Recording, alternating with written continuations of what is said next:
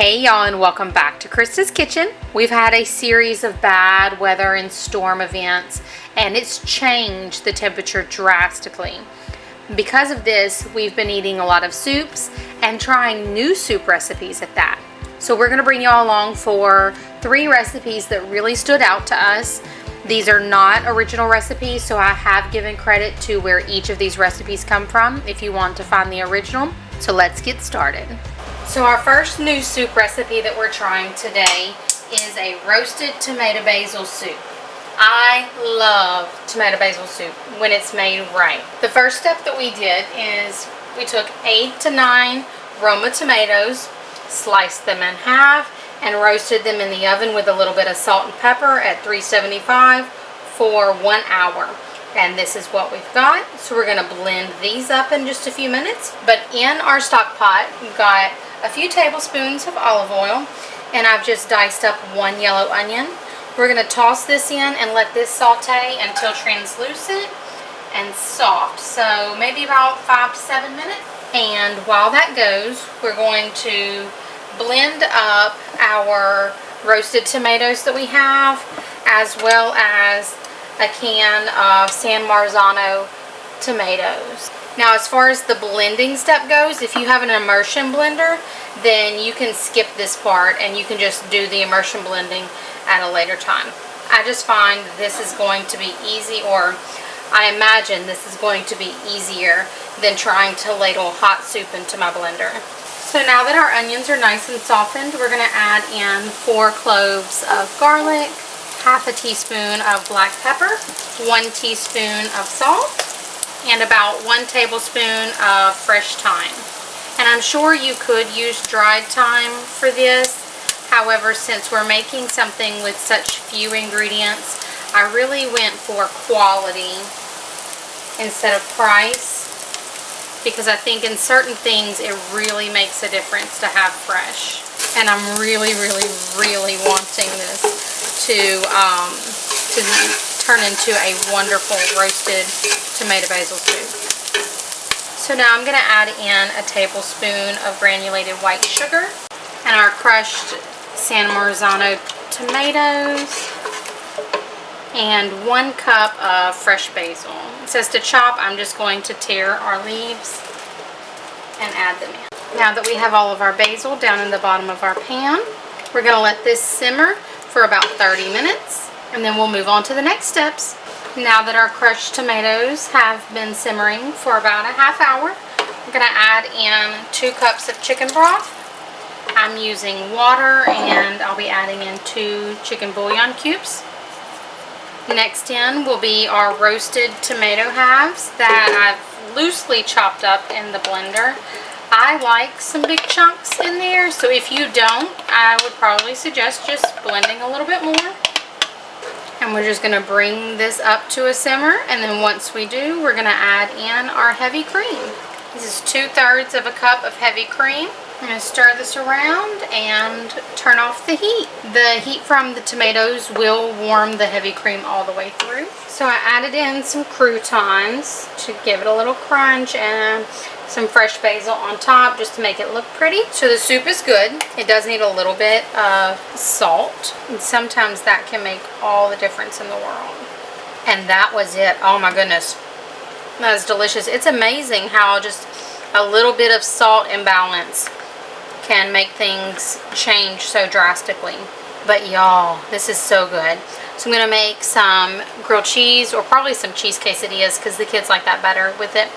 But this will be dinner for us, and this one's a keeper.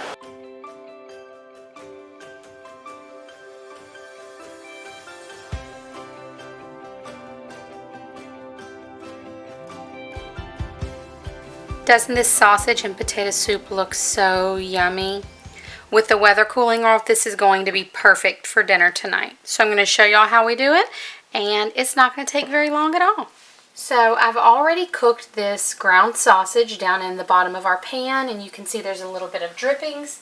I just took the sausage out, and we're leaving the drippings. We're going to add in 1 diced yellow onion, about a half a cup of carrots. It was 3 small carrots, 2 celery stalks, and we're just going to let this cook until The little brown bits release off the bottom of the pan and our veggies start to soften.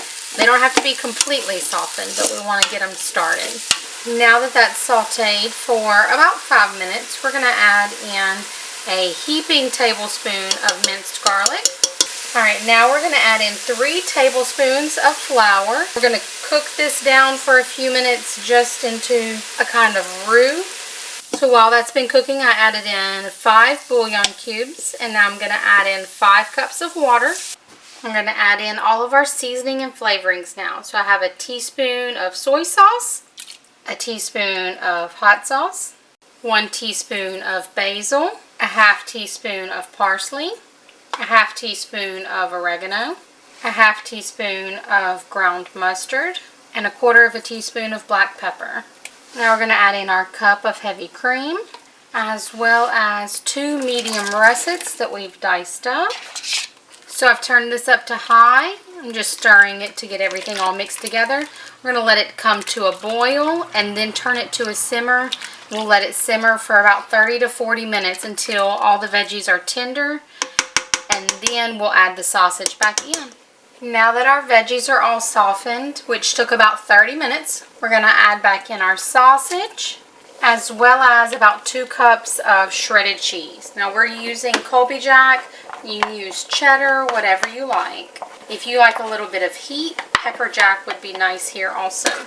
We're just going to stir it all around, let that cheese get melted, which won't take but just a minute. We do want to reheat that sausage just to make sure it's warmed through, and then we'll serve it up. You could also add in some red pepper flakes if you want. And there you have it, our yummy sausage and potato soup.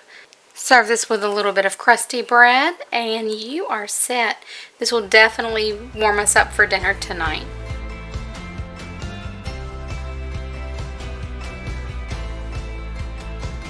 So our next new soup recipe that we're making is chicken chili relleno. Down in my crock pot, I have 2 pounds of chicken breast.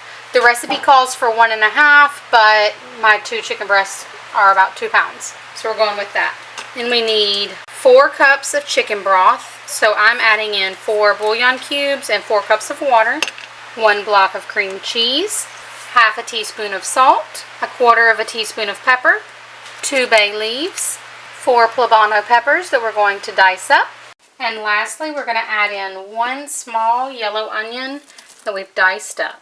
We're going to cook this on high for about 4 hours, or you could cook it on low for about 6 to 8 hours. Alright, so we're taking out our bay leaves, and then we're going to take out our chicken breast and shred these up. While we shred these, we're going to add in 2 cups of shredded sharp cheddar cheese. This is just 1 8-ounce block. Now that our chicken is all shredded up, we're going to add it back in. Okay, so honestly, this seems quite thin, but we're going to give it a taste and see how the flavor is. We could always add some cornstarch and thicken this up. Okay, so this is super bland, so I'm going to add a little bit more salt. Add a little bit of garlic powder and cumin.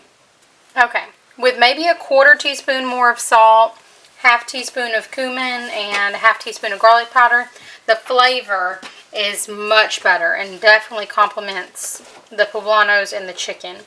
I am going to add another cup of cheese, just some Monterey Jack we have shredded up in the fridge, and see if this helps thicken it. But if it doesn't, like I said, we could always add some cornstarch. At least the flavor is good now. And it's looking more like soup instead of chicken water. And there we go. Few simple ingredients. We got the seasonings down a little bit better. And we have dinner. I'm going to serve this with some tortilla chips, some jalapenos for me, and probably some sour cream for Eleanor and Thatcher.